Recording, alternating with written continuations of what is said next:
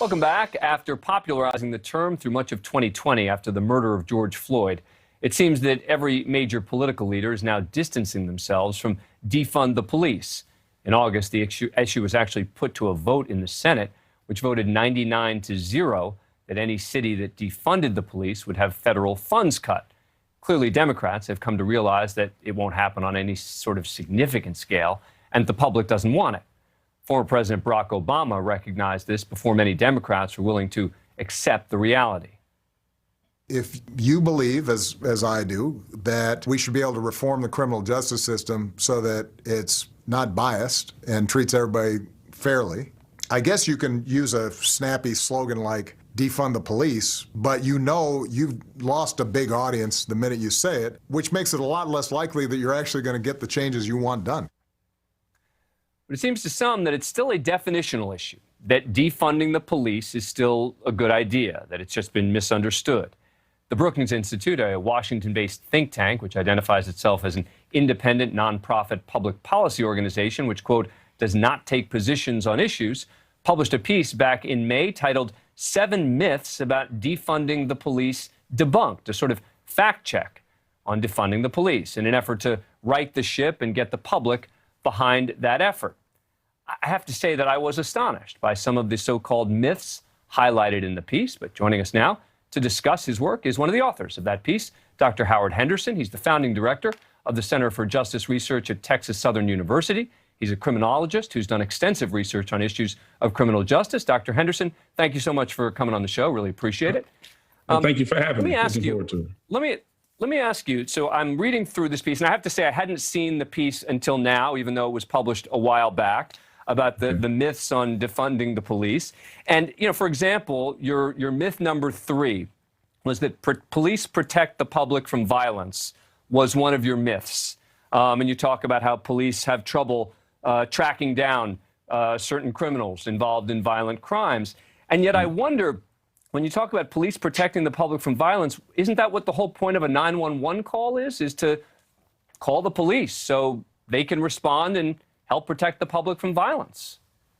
Well, it's a response to violence, not a protection from violence. And so what we did there was we wanted to raise attention to the fact that there are social conditions that exist that the police have no choice of dealing with. Poverty, for example, low education, for example, socioeconomic status. Those are all issues that are beyond the police's control, but they're held responsible for it. Right, but a 911 call very often is not a call just to report a crime. It's also to stop something from happening. Someone is breaking into my house. Someone is following me on the road.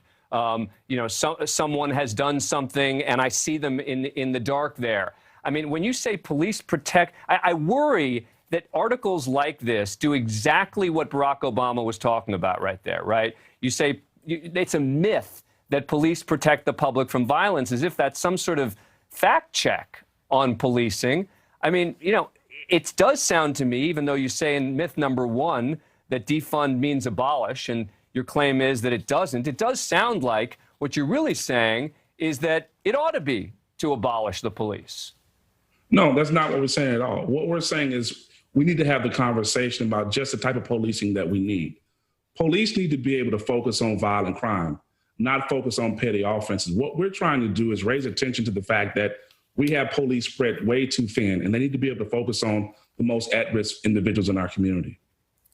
Well, that seems to me to mean you should have more funding, right? I mean, if they're spread too thin, we need more funding for police, not less. I mean, one of the things you raise, and I think it's a fair point, about police with college degrees, and I think that there are a lot of great departments around the country that do require college degrees.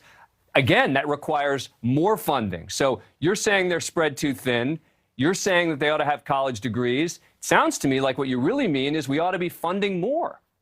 No, what we're saying is putting the funding in the right place. Police officers in many places make an adequate salary. Many police officers do actually have degrees. What we're saying is the research tells us that police officers without college degrees are more likely to be involved in use of force cases. We want the police to be able to focus on what they can focus on because we realize that can save lives. Yeah. Look, and I think that is very different in tone, and tell me if I'm being unfair, but that is very different in tone than the piece that you wrote about the myths about defunding the police. I mean, I didn't see anything in this piece talking to me about how this is going to help us better solve violent crimes. This, to me, was an argument for why we should keep using the phrase defunding the police, and people should just understand it better. Yeah, no, what we were trying to get across was that people need to understand that there's a need for a conversation across the country, because defund the police is a bad moniker. We don't understand it, and so people have a problem understanding that issue.